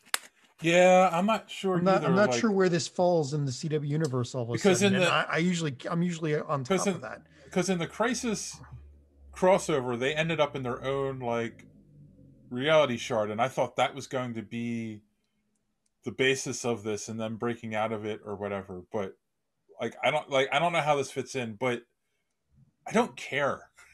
Right? They don't have to tie this into any of the other CW shows. This can be its own thing. I think Superman works better too if he's on his own, to be honest with you. And Elizabeth Tulloch, she's good. Great Lois Lane. Boy, Yeah. she comes out in the first scene where she's dressed for work. She's got like the super cleavage shirt. All I can think is if that was my mom, I'd be like, "What are you doing?" Like two teenage boys going to work. I'd be like, "What are you doing, Ma?" Yeah. No way. That's just the first thing I thought. So I'll be honest with you guys. I loved the show. I thought it was great. It ended, and I said that was really good. I'll never watch it again. Really? Really? I'm gonna give it I'll a tell you. try. But I'll tell you when they lost me is when they went to the bonfire. Lost me. I'm like, fuck, it's another CW show. oh well, yeah. I mean, It's another, oh, we gotta hang out, and it's the kids and the teenagers and the brooding, and Clark Kent is so sad. And I was like, you had me. It was almost perfect, but it's not gonna be about Superman. It's gonna be about his freaking kids. And I'm like, I don't have a problem with that if I had gotten a real Superman. We have not had Superman. Like, I feel like we've skipped steps A, B, and C and gone right to D. And I don't mind D, but why can't we have A, B, and C? mhm. Like, every time we do Superman, there's got to be a gimmick attached to it instead of just giving me good Superman. And they got the right guy. They got the right Lois Lane. I don't mind they have kids. I got worried when I saw they were going to be teenagers. And then, angsty teenage bullshit in Smallville. And I put up with that for 10 years. I have 10 years of that under my belt. And now they want me to do it again. And it's like, you know what? You almost got me. And now I got to watch more kids being all moody and whiny. And I just don't. I don't think they're going to be the center. Superman. I don't think they're going to be the center part of it. It's just going to be all the stuff he has to deal with in addition to whatever is going on. I was going to say, I feel like that wasn't the focus. Like, that felt like that was happening in parallel with everything that Superman was going through, or Clark was going through. You might be right, but my vibe is this is a CW show, and they're going to make it a CW show. I felt like we had to check boxes, and I'm like, you just ripped off the scene from Karate Kid, and I felt like it was superpowers. I felt that bonfire scene was there to establish that it was Jordan who had the powers. Yeah, it was there. Absolutely. It was there to establish Jordan had powers, which is very predictable. And like, it's just not what I wanted, man. And I thought I thought their moment with him and his brother were great. You could tell it's a very realistic brother relationship. His acting with Clark when he's super sad and he buries his head in his dad's chest was great. I got emotional. I got teary-eyed.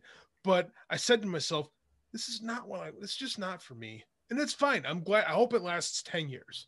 I really do. But it's just not for me. I just don't like the CW-ness of these shows. You hope it lasts 10 years until just before the kid puts on the suit and then they cut to CGI. No, I mean, it ends right there. That's the thing with Smallville too. Is like, we got that show. It was fine for what it was. But when it was actually time to make Clark Superman, they didn't do it, couldn't do it, whatever reason. We danced around Superman for 5 years, and then he's Superman, show ends. Ha ha, gotcha. Yeah. And then you give me bad movie after bad movie of Superman. And it's just like, oh, here you go. This guy, the perfect Superman.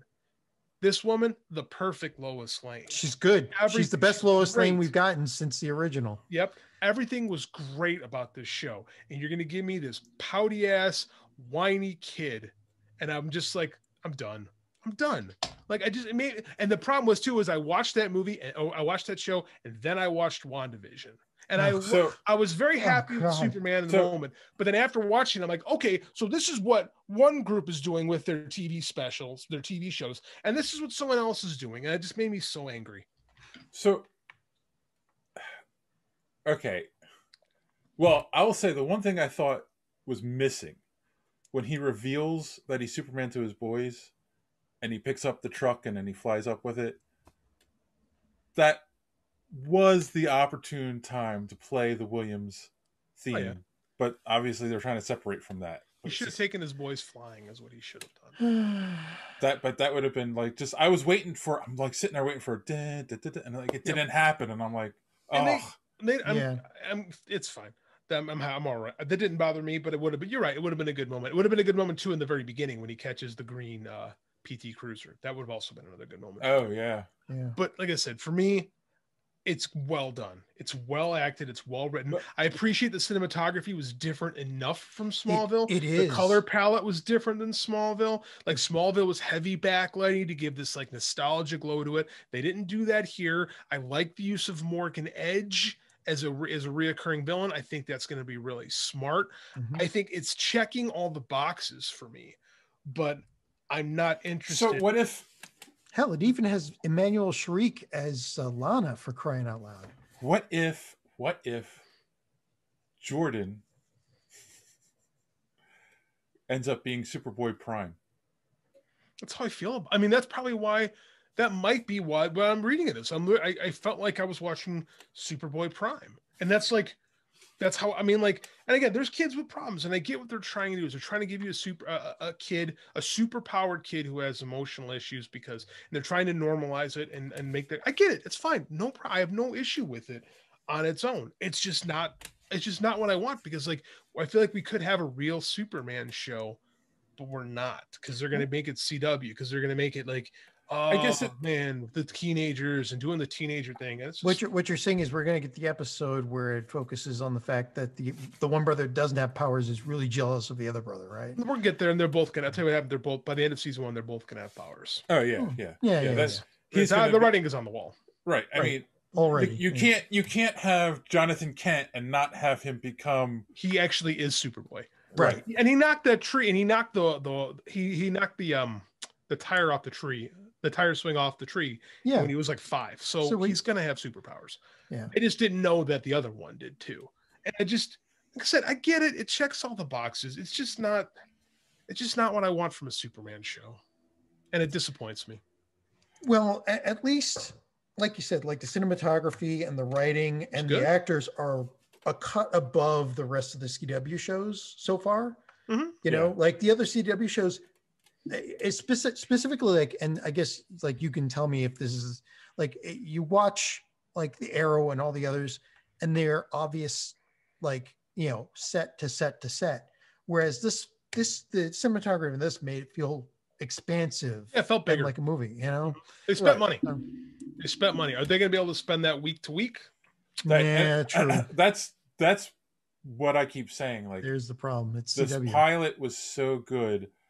Are they going to keep this quality up? And I have a feeling they're not. And that's my fear. That's a problem. That's why I'm like, I'm waiting to see this week's episode.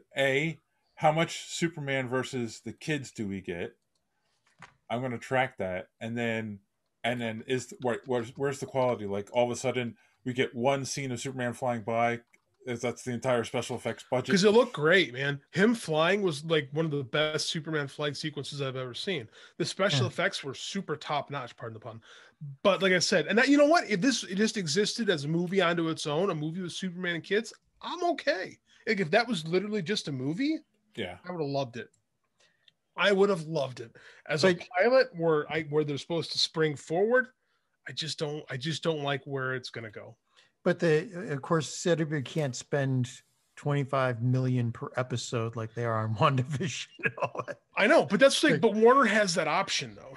They do, and they should. Put that. And if they were going to do that on any of the series, this would be the one. Right? I agree. There's no reason this couldn't be an HBO Max balls to the wall Superman show. But instead, I'm going to get Zack Snyder with pointy things and more teen bullshit. Yeah.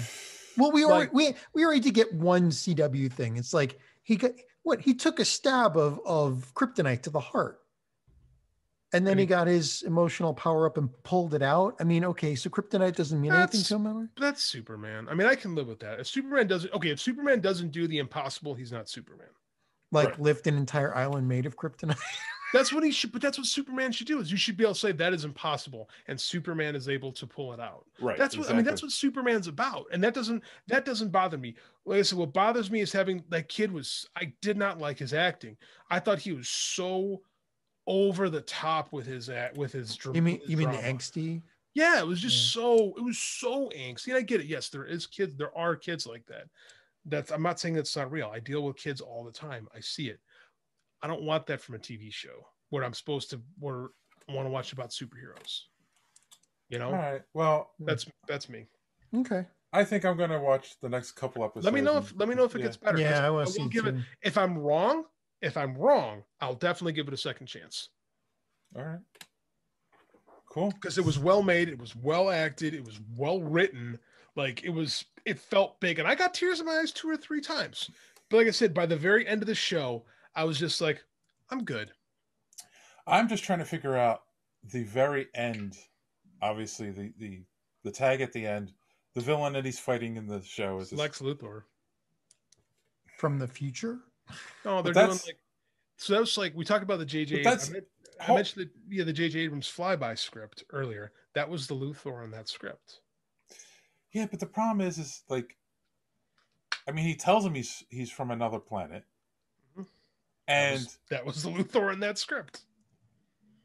We have a Lex Luthor in the CW verse. It's John Cryer. Yep. So who the hell's this? And a lot of people love John Cryer as Lex Luthor. So yeah, he's kind of menacing, actually.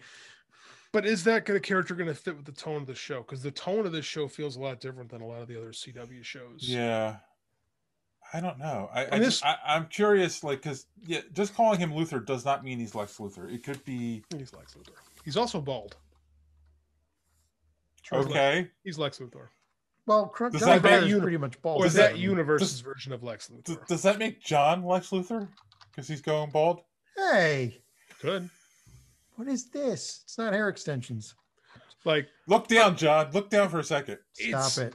It's he's I don't think this is in the same universe as what they were doing before. Like, they might be in the pocket or whatever, however they want to justify it, but it's clearly not the same universe. That's one of the reasons I want to keep watching. I want to see what the explanation behind Yeah, fill me in. Keep us up to date week to week, because again, I'm willing to give it another crack, because I raved about it while I was watching it. So it's funny because I was like on the fence about watching it, and then they had released the first 10 minutes or something on online on YouTube, and I'm like, oh, I'll check it out. And I'll admit it, I was tearing up by the time I got to the end of it, just because it was like, this is the Superman I've wanted for a while now. This is so good. So like, I gotta watch the whole thing now. So yeah. It was perfect. I saw nothing but positive reactions on Twitter, which is why I was trying to stay up to watch WandaVision. I'm like, I'll watch this before WandaVision starts. Yeah. And it was good. All right. So I guess it's a recommendation from me. John, you're gonna keep watching it? Yeah, just for a while. We'll, like JD says, I'm gotta keep tasting it, see how it goes. I'll recommend it. There's nothing, as I said, as a pilot, nothing wrong with it. Okay. All right. I just don't think it's for me. We'll see. I'll keep you informed. All right. Well, on that note, let's see. We got any recommendations for our audience out there, John? Oh, okay. So, anybody like kung fu movies? Like ones with pandas in it? I like that one too. Kung Fu Panda is good too. I would like to say that there is a movie out there called Kung Fu Hustle. Oh, I've seen Kung Fu Hustle. Oh, that's a classic. Yeah. If you like Kung Fu movies, and this is not a serious Kung Fu movie, right? But it's still got amazing Kung Fu in it. Is there a serious Kung Fu movie? This is true. But this is what I just happened to cross it over the weekend while I was trying to get my voice to recover, which is already starting to go again. But I sat down and watched this for like 2 hours, and it's just fun. It's just a fun movie. Popcorn, grab the popcorn and just enjoy. Cool. So. Wow, not anime. Oh, well, if you want anime, Jujutsu Kaisen actually has a Kung Fu Panda in it. Seriously, there's a fighting panda in it. So, well, there you go. Ties it all together. How about you, JD? There's a new Stephen King book out. I haven't read it yet. It's called Later. I have to finish a research book first, and then I'll be digging into it hopefully this weekend. So, oh, cool. As I'm also making my way through. I finished the first year of the Suicide Squad. It's a good book when they're not trying to mesh in with the DC universe plot du jour. there's some because like they remind me, oh, Millennium sucked. Like I just had to remind myself of that. That was a terrible event. But I mean, yeah, boy, is it a good book. I love the it's so ahead of its time in a lot of ways. In a lot of ways, there's some conventions that are best left behind with comics, but I'm enjoying it. I'm looking forward to getting this whole thing done. Cool. Yeah, well, I'll recommend his other book earlier. No, just kidding. I'll recommend that you go to superheroespeak.com where you can find the podcast every week. Reviews by our good friend D Square. We just put another one up this past weekend. And I am just going to recommend go watch Superman and Lois. I love the show. I thought it was really done really well. I hope they can keep the quality up, but we'll see. And yeah, that's it. That's all I got for this week, boys and girls. So, on that note, as always, thanks for hanging out. Don't let your cape get caught in the door. Have a good week. Hey, thanks for checking out this clip from the Superhero Speak podcast. If you like what you saw, hit that like button. You can also leave us a comment and give us your thoughts. If you really liked it, hit that subscribe button because a new podcast goes up every week and you don't want to miss it. And if you want to see the full episode, of course, the link is in the description below. So thanks for hanging out, and we'll see you next time.